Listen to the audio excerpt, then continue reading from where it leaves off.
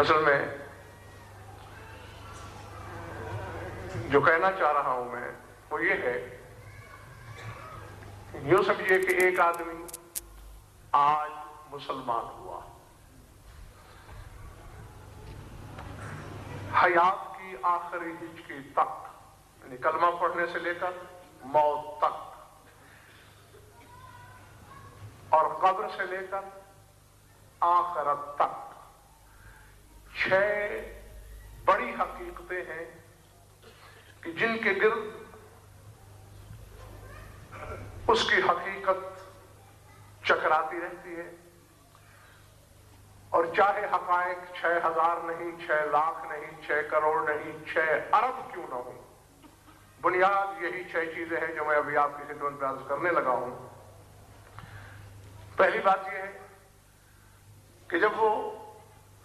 کفر کو چھوڑ کے کلمہ پڑھے گا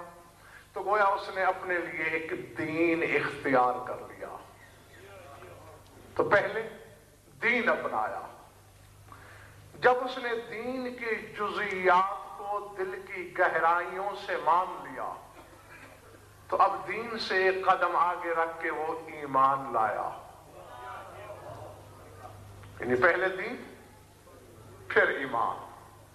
اور اب دین اور ایمان نے مل کر اس کے لیے جو مذہب تجویز کیا، اس کے لیے اس کے پاس 2 پل،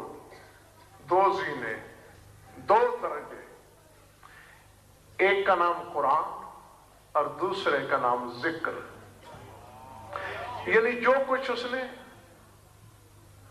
اپنے دل کی آواز بنا کے زبان سے کہا وہ ذکر ہے،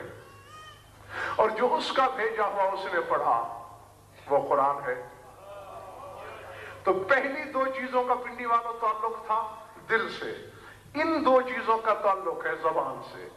تو پہلے دین، پھر ایمان، پھر ذکر،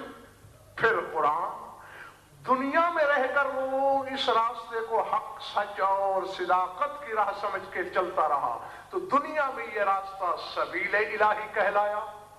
اور اگر یہاں اس کے قدم نہ ڈگمگائے تو یہی راستہ آخرت میں صراط کہلائے گا۔